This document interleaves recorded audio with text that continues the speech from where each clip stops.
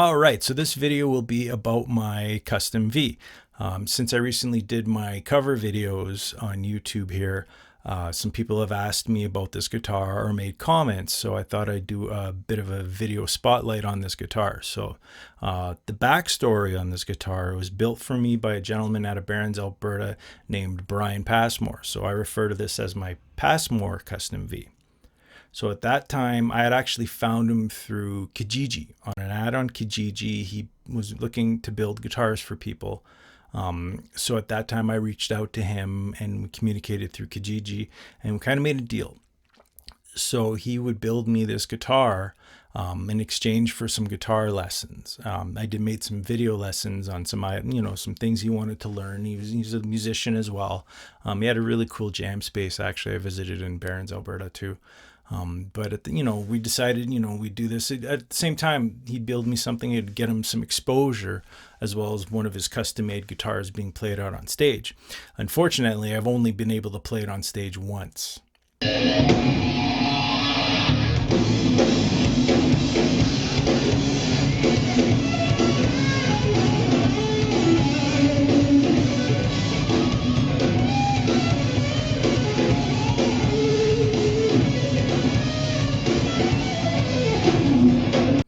And that's when I was back with Gravity Crash. So at that time, my main guitar was 2008 Gibson Les Paul Standard.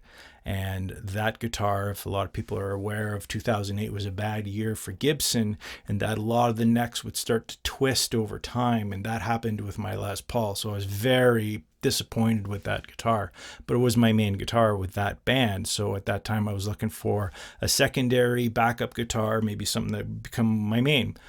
So we decided to build this guitar with more or less the Gibson Les Paul specs into a flying V. So that's why there's the 2 volumes and 2 tone pots like a Les Paul.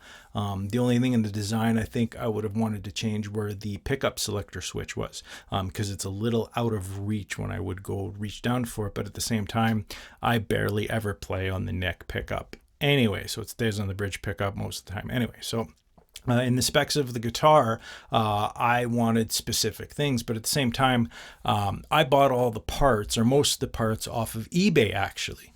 Back then, you could actually, the Canadian dollar was almost on par with the US dollar, so almost the same amount. So nowadays, Canadian dollar is just way out. So it ain't happening anymore. I don't buy my pickups off of eBay anymore like I used to. So at the same time, the parts on this guitar is that I had Grover tuners, actual Grover tuners, the Tussock, self-lubricating nut, put on there, the mother of pearl inlays or block letter, more like a Les Paul custom, and that's what I wanted. It looked better. As well, I had bought the pickups were Seymour Duncan SH1 59 in the neck and a SH5 custom in the bridge position. I actually had used the same bridge pickup in my Les Paul, and I just love the output, and for what the kind of music we were playing, it really suited that style really well. And as well, actual Tone Pros bridge and tailpiece that I had put on there. Really interesting about this guitar is that the neck, the headstock, the neck is actually doweled or set neck onto the body of the guitar, and the entire body is made of bird's eye maple. Brian and I had gone through the woods that he had, and we actually picked out these woods, and he wanted more natural wood guitars, and he would put the lacquer finish on it, and he didn't want painted guitars. He wanted to show the actual beauty of the wood of the guitar. So we agreed on the bird's eye maple, which is was absolutely beautiful on this guitar, but because of all the maple, it is very bright sounding. So it doesn't have that warm tone like a Les Paul normally would have. It almost has more of a Strat kind of bright sound without it sounding like a Strat. So it's a very unique sounding guitar being completely made out of maple. And as well, the fretboard is actually not rosewood, not ebony, not maple itself. It's actually made of walnut, which is very unusual, but it's very beautiful. It looks beautiful and plays very well. And one thing I will say about this guitar is that I've never had to set the neck on this guitar. It has always been stable. And I've had it, in cold air, in the basement where it's been cold. It's been in my garage at one point, unfortunately, and brought into the home and whatnot. And this neck, anytime I've played it, I've never actually had to adjust this neck ever, which is just amazing of this. So my props to Brian that he told me he'd spent about 100 hours building this guitar. And I believe it. He actually really did a very good job on this guitar.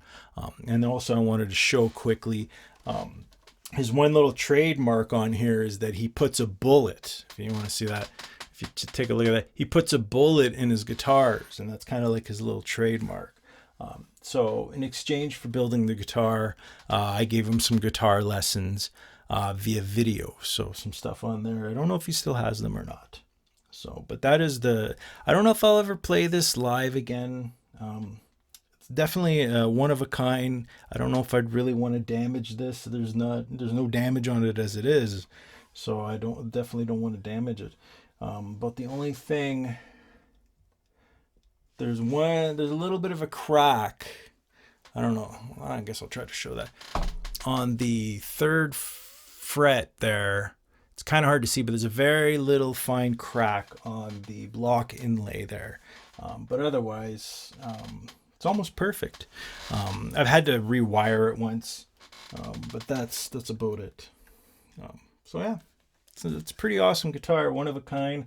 You never know. Maybe I'll play it on stage one day with Siren. It'd be fun. Maybe I'll do it. You never know. And also the case on this guitar is very unique in itself too.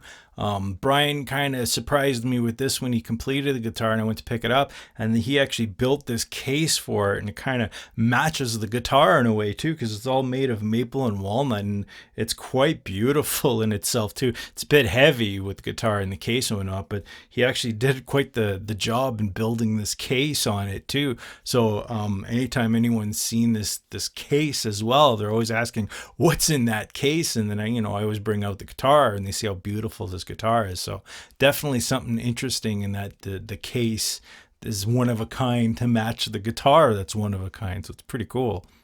But anyway, till next video, have a great one. Shred on.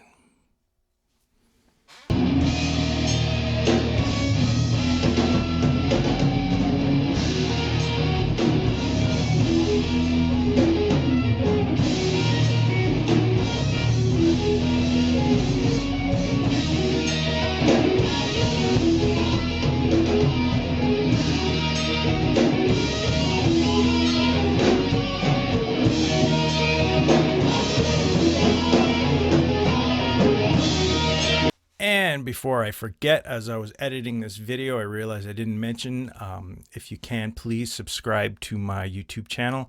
I will be uploading a new video every Friday. So if you want to hit the notification bell, even better. But every Friday, I'm planning for 6 o'clock Mountain Time to upload a new video. Will not always be a vlog video. I am planning on uploading some cover videos again, solo covers. Guitar solo covers. I am planning on doing a vocal cover of a metal song next, so keep an eye for that. And also for one of my topic vlogs that I've already thought about doing is I'm going to feature my whole Jackson guitars collection as well, and the role I have for each guitar and why I have so many guitars, right? People always wonder, why do you have so many guitars? And I'll kind of explain that in that video. So please subscribe to my channel. It'd be greatly appreciated. And as I said before, shred on.